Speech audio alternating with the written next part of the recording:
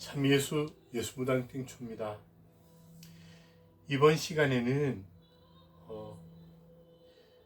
제 프로필 사진 전능하신 그리스도라는 이콘인데요.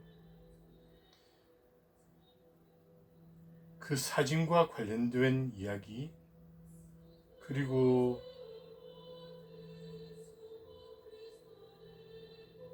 다른 종교인이셨던 어떤 특별했던 분과의 만남, 그리고 제가 프랑스에 있는 마엘리스 수도원으로 떠나게 된 이야기를 좀 전해드리고자 합니다. 아무튼 그렇게 놀라운 체험들을 하고 나서 저는 수녀님들이 지으셨던 좀 크고 아주 예쁜 성당이 있었는데요.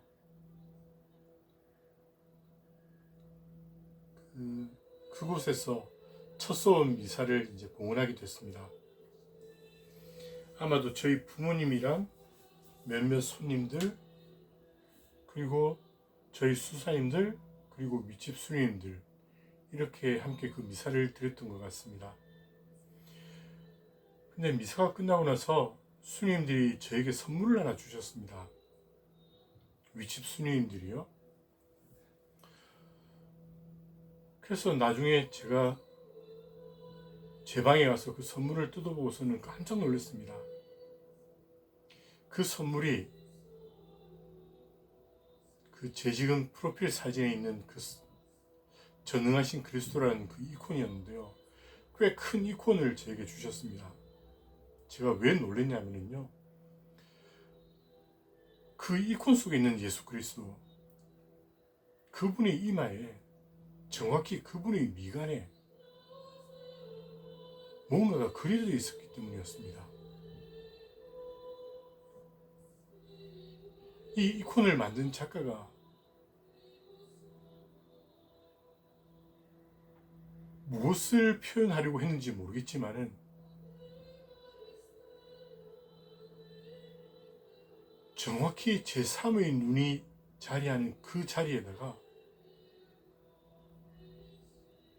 어떤 흔적이라면 흔적, 상징이라면 상징, 이런 걸 그려놓은 거였습니다. 여러분도 제 프로필 사진을 확대해서 가만히 한번 보십시오.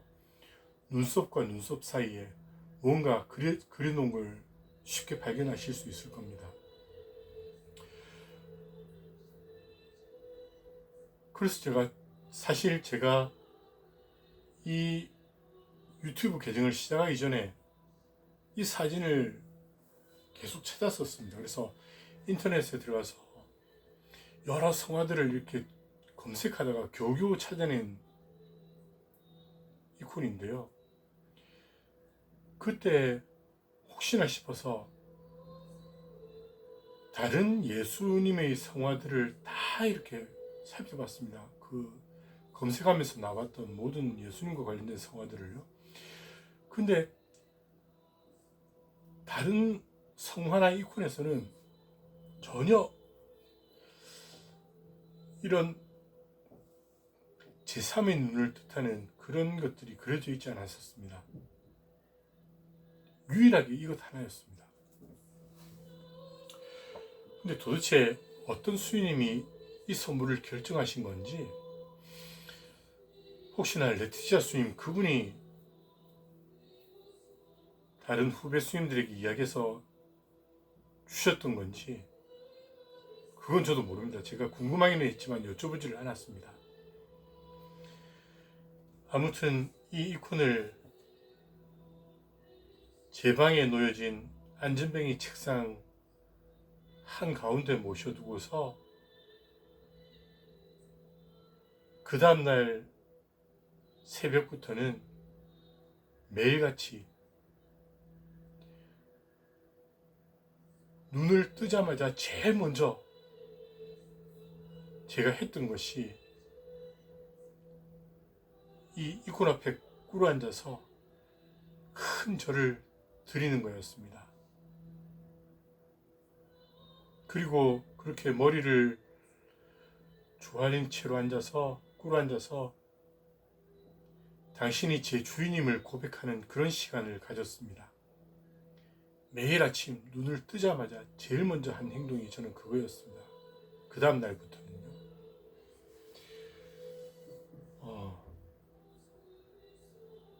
그렇게 또 저는 정말 뜻깊은 선물을 받게 됐었고요. 그리고 또 얼마 지나지 않아서 그 당시에 저희 선배 수사님 한 분이 어떤 동양 종교에서의 어떤 수행법 이런 것들을 배우러 좀 다니셨고요. 나름 거기에 좀 심취해 계셨었습니다. 그랬는데 어느 날 당신이 밖에서 만난 어떤 그 수행의 어떤 대가이신 분을 초대해서 저희 수도원에 초대해서 수녀님들과 함께 2박 3일 정도의 시간 동안 수행법으로 피정을 하는 그런 기회가 있었습니다. 그래서 제가 일전에 피정을 했던 그 공간에 그 경당에 다 같이 모여서 그런 수행법을 이렇게 배워갔었고요.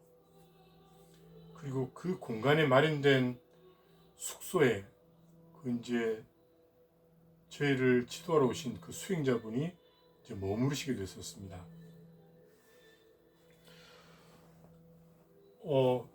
제가 정확하게 기억이 안 나서 제 기억이 맞는지 행여라도 다른 종교였던 그 수행법을 잘못 부르거나 이러면 그것도 좀 큰 결례겠다 싶어서 제가 좀 전에 검색을 한번 해봤는데요. 제 기억이 맞는 것 같았습니다. 윗바사나 수행법이라는 게 있더라고요. 아마 그거였던 것 같습니다. 윗바사나 수행법. 불교에서 전해주는 어떤 한 가지 수행법인 것 같았습니다. 근데 혹시라도 그게 아닌 다른 걸 수도 있습니다. 제 기억이 틀릴 수도 있습니다. 양해해 주십시오. 아무튼 그 수행의 어떤 대가이신 분을 저희 수도원에 모시고 갔고, 또 저희 선배 수사님은 정말 극진한 예를 갖춰서 그분께 인사를 하고 그분을 모시더라고요. 어쩌면은 그 선배 수사님에게는 당신이 만난 또 다른 스승일지도 모르겠다는 생각도 들었었습니다. 그리고 이제 그 경당에 다 같이 모여 앉아서 첫날 저녁인가는 촛불을 켜놓고서 그 촛불을 마주하면서 눈을 감지 말라는, 촛불 앞에서 그러면서 자꾸 관을 강조하셨습니다. 관. 우리가 저희들도 관상이라는 용어를 쓰지 않습니까? 그때 쓰는 그 관자입니다. 한자로는 꿰뚫어 볼 관자인데요. 볼 견자와는 다른 그 봄을 본다는 걸 의미하는 그 단어입니다.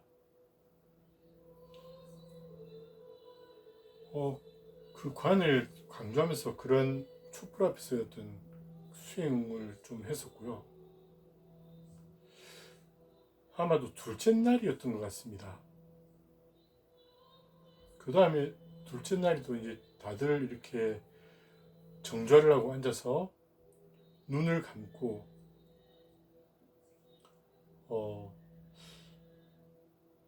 명상을 하는데 계속 그분은 미간과 미간 사이를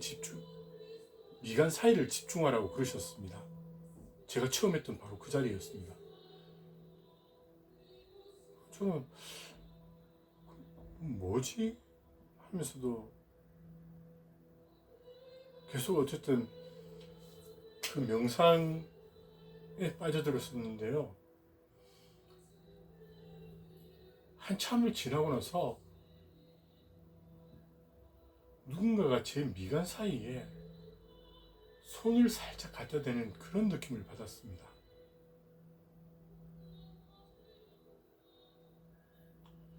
상태에서도 저는 계속해서 또 그 명상을 이어갔죠. 그리고 또 한참의 시간이 지난 다음에 그 수행자분께서 제 미간과 미간 사이에 손을 가시다 대셨습니다. 그리고 잠시 후에 다들 눈을 뜨라고 했었습니다. 그 수행에 참석했던 저희 수사님들 그리고 수녀님들 다들 이제 눈을 뜨라고 했습니다. 그리고는 당신이 이마에 손을 가지다 댄 분들을 손을 들어보라고 하셨습니다. 그래서 저는 들었죠. 그리고 둘러보니까 아무도 없었습니다. 저 혼자밖에 없었습니다. 그리고 뭐 거기에 대해서 별 말씀도 하지 않으셨고요. 그렇게 그 시간은 끝났고, 이후에 이제 그분 식사는 따로 하셨습니다. 저희들과는 따로. 아마 그 선배 수사님이 가셔서 함께 식사를 하셨고, 아마도 수님들이 준비해 주셨던 것 같습니다. 식사를. 저희들이 이제 저희 수도원에 내려와서 저희끼리 식사를 했었고요.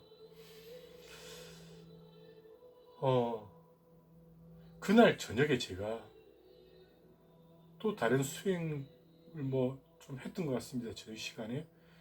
그리고 그 시간이 끝나고 나서 그분이 머무시는 방에 좀 방문을 했습니다.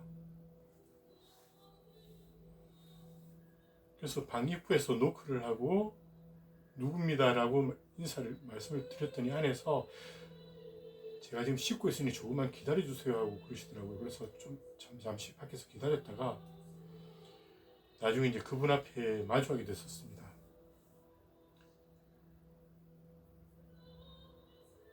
분명히 여성분이신데요. 그 수행자분은 여성분이시고 나이가 지긋하신 분이셨지만 정말 이렇게 맑고 깨끗한 어떤 인상을 가지고 계셨고, 그리고 약간 중성화가 된 듯한 그런 이미지였습니다.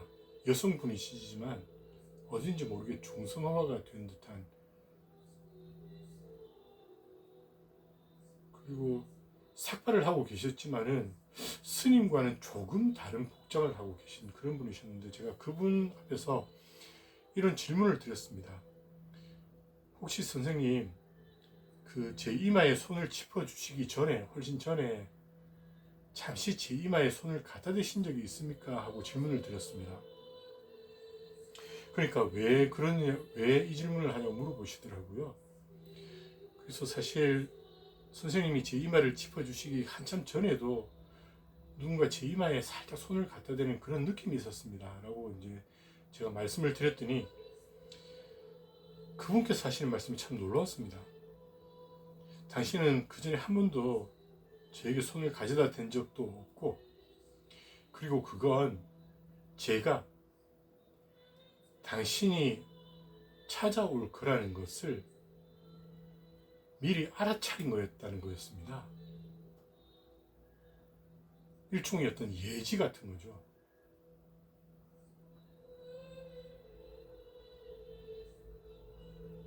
그런 영적인 수행 와중에서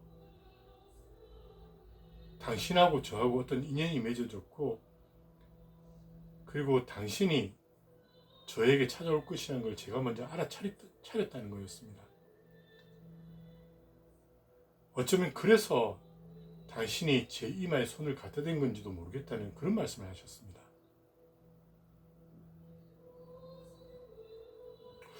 참 신기하고 정말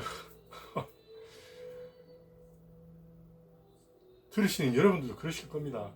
근데 계속 제가 너무 황당한 이야기들을 드리는데, 저는 진짜 제가 체험했던 일이기 때문에 어쩔 수가 없습니다. 저도.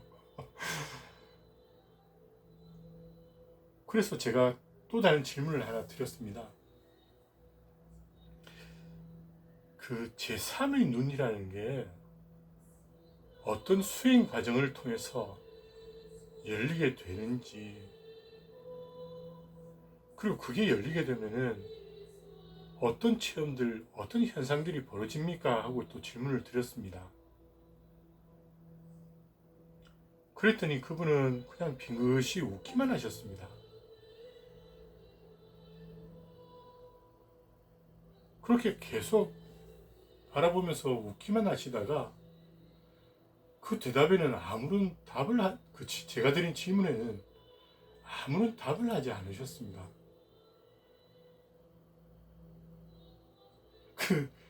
그 미소와 눈빛은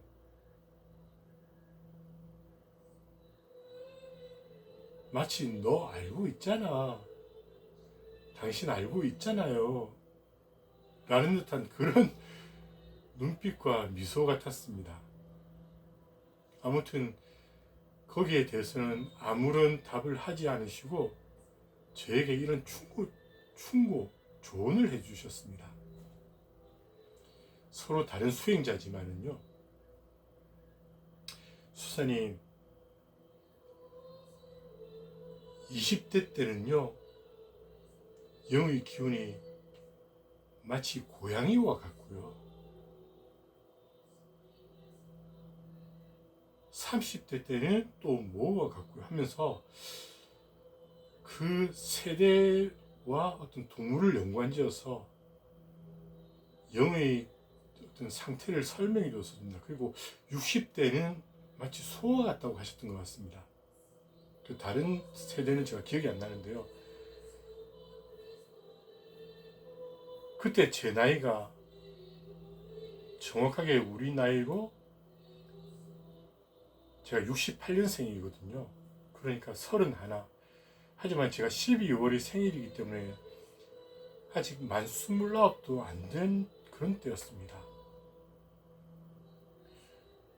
그래서 그분이 그보다 더 제가 앳돼 보였는지 어쨌든 그분이 지금은 정말 고양이처럼 민첩하게 날렵하게 달려가라는 그런 조언을 하셨습니다. 이때가 아니면은 이 시기가 아니면 잡을 수 없는 무엇이 있다면서요. 그렇게 부지런히 달려가라고 하셨습니다. 그리고 뭐 그 다음날 또 사소한 시간, 그분하고 사소한 시간들을 소소한 시간들을 보냈었는데요. 그렇게 그 인연은 끝이 났고 그분은 떠나가셨는데 그 이후에 제가 뭐 그 수행법을 그분이 가르쳐 주셨던 그런 수행법을 한 적은 단 한 번도 없습니다. 그냥 제 방식대로만 계속 했을 뿐이고요. 왠지 저에게는 좀 맞지 않는 그런 옷 같은 느낌이었습니다. 틀렸다는 이야기가 아닙니다. 전혀 틀렸다는 이야기가 아니고요. 서로 다른 종교 그 속을 걸어가고 있지만 뭔가 맥락이 통하는 것도 있다는 그런 느낌도 받았었고요. 틀린 게 아니라 저는 제 방식대로 그냥 제 길을 가보고 싶었습니다. 딱히 뭐 제 방식이 있는 건 아니었지만요. 그냥 무모하게 내지르고 달려갔던 그런 그 수행자로서의 삶이었지만은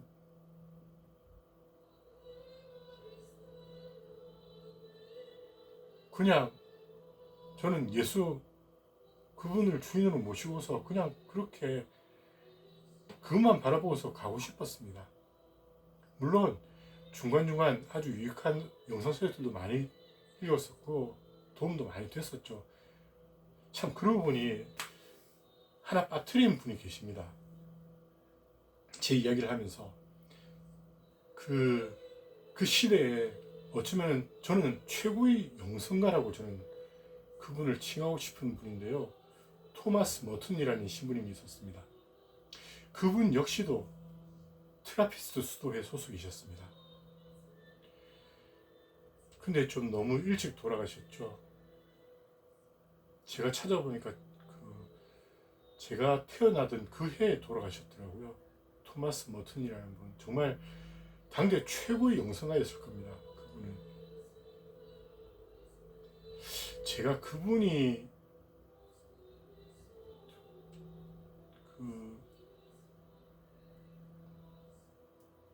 펼쳐내셨던 그런 책들, 훗날 이제 돌아가신 이후에 발간된 그분의 서적들이죠.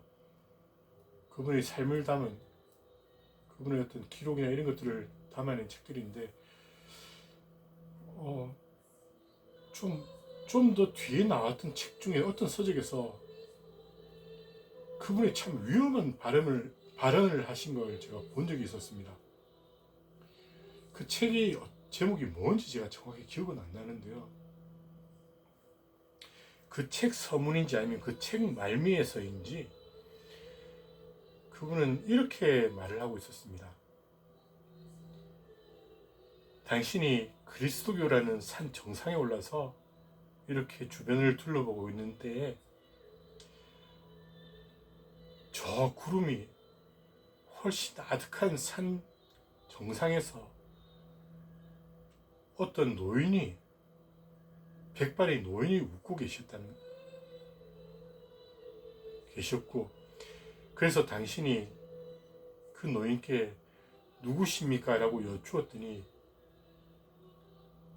그 노인은 당신을 노자라고 하셨다. 이런 내용의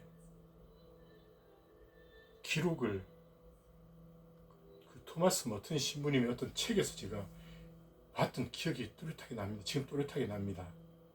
분명히 제가 그런 내용을 봤습니다.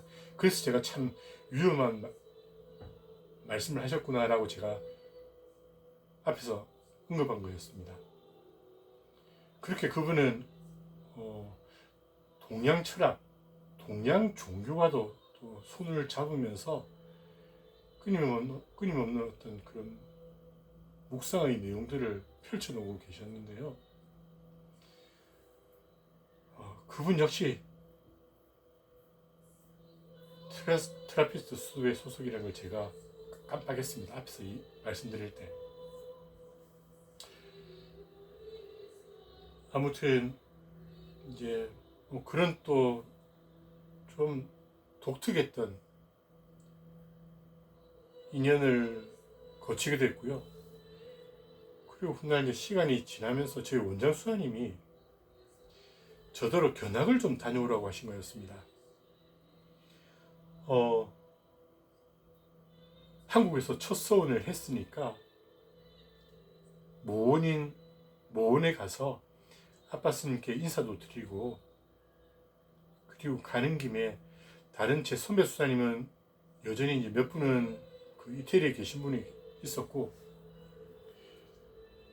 그리고 다른 선배 수사님들은 다들 이태리에서 어떤 생활들이, 모원에서의 생활들이 있는데 저는 이제 그런 게 전혀 없으니까 잠시라도 이제 견학을 좀 다녀오라는 거였습니다. 그러면서 뜬금없이 또 프랑스를 먼저 가라는 거였습니다.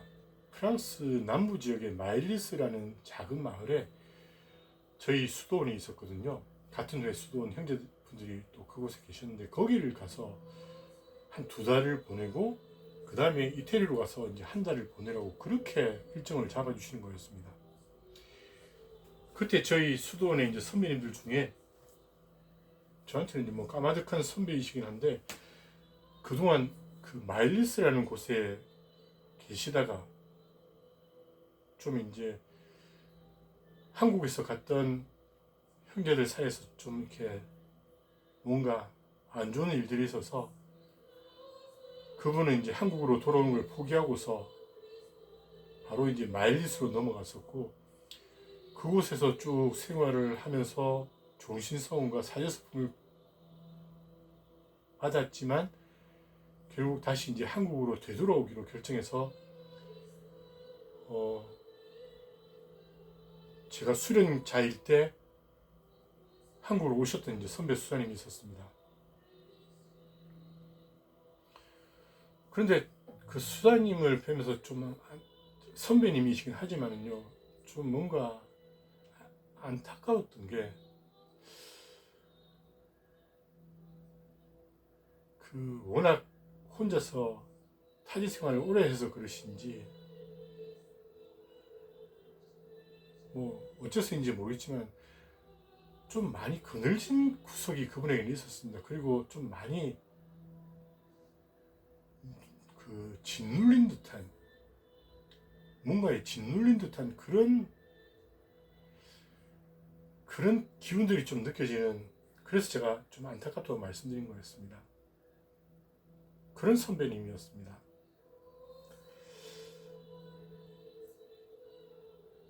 그래서 좀 맑지는 않은 듯한, 어쨌든 그래서 제가 이제 뭐 프랑스라는 곳을 가야 되는데 뭐 별다른 준비도 안 했습니다. 그 수사님이 프랑스어 공부 좀 자기하고 같이 하겠냐고 하시길래, 수사님 저 뭐 2달 그 잠시 있는 건데요, 굳이 뭐 그냥 가서 이제 한불 사전 하나 들고 가고 뭐 정말 표현하고 싶으면 그 단어 하나 짚어내고 그리고 나머지 손짓 발짓하면 어떻게 안 되겠습니까?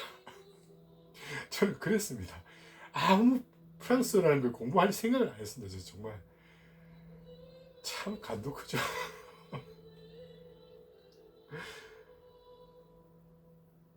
뭐 그렇게 하면서 그래도 어쨌든 프랑스에 가면서 그분들에게 전해줄 선물들을 좀 이제 사러 다니고요. 그러다가 결국 이제 프랑스행 비행기에 오르게 됐습니다. 그때 인천공항이 있었는데, 그래서 인천에서 탔는지 김포에서 탔는지 모르겠습니다. 아무튼 공항에서 프랑스행 대한항공을 타고서 갔는데, 근데 너무 힘들었습니다. 17시간인가를 논스톱으로 비행을 했었는데요. 제가 좀 키가 좀 큰 편인데다가 또 그 키에 비해서는 하체가 좀 많이 긴 편입니다. 다른 사람들과 비교했을 때 좀 월등하게 하체가 긴 편입니다. 그러다 보니까 그 비행기 좁은 좌석에 앉아서 가는데요.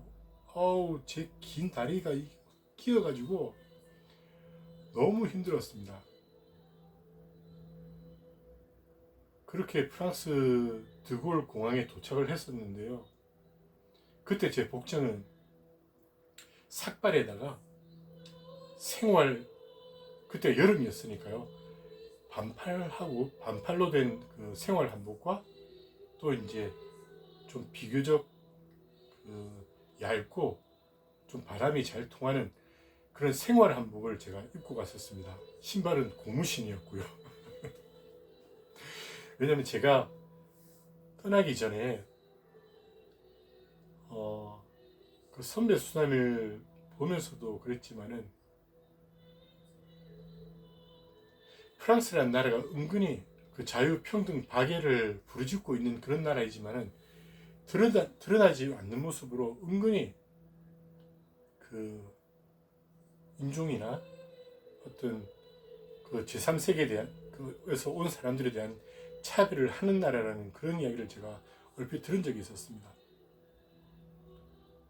그래서 나름 저 스스로 나 지지 않을 거야 라는 그런 다짐이었습니다. 저 스스로 생활한복을 입고 간 게, 평상시에서 저는 늘 생활한복을 입고 다니긴 했었습니다. 한국에서도요. 수도복을 입지 않고 어디 외부로 나갈 때라든가 이럴 때는 늘 저는 생활한복을 입고 있었고요. 그리고 작업을 할 때는, 일을 할 때는 그 제주도에서 수님들이 사주셨던 갈중이 옷이란 제주 전통 옷이 있었습니다.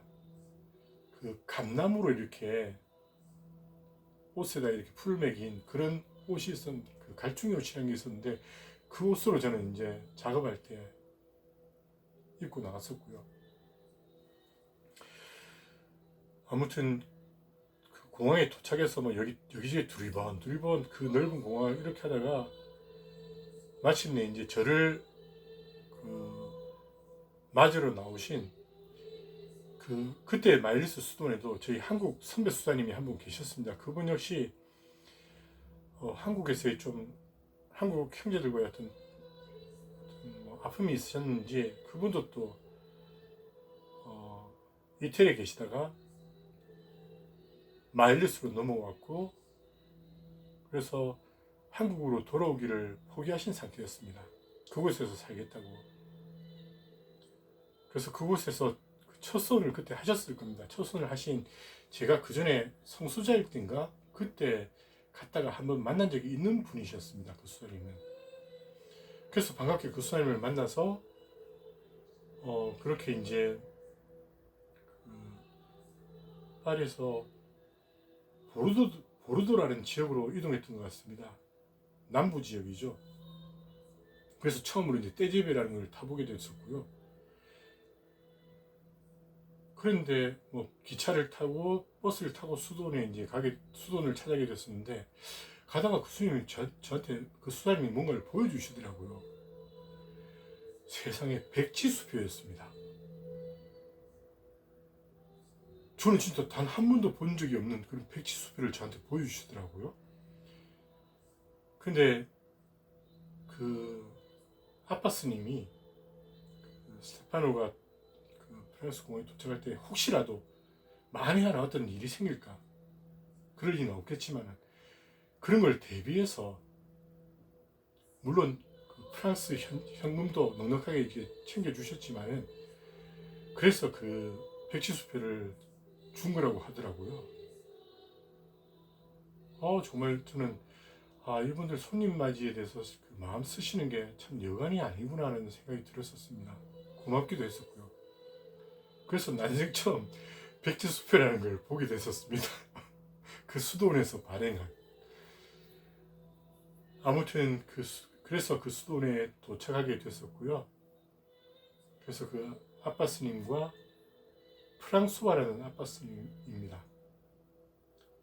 예전에 제가 만나 뵌 적이 있는 분이신데요. 아무래도 이 이야기도 좀 길어질 것 같아서 지금 여기서 좀 일단 잘라야 될 것 같습니다. 그래서 나중에 다시 이어서 말씀을 전해드리도록 하겠습니다. 감사합니다. 그리고 평안하십시오.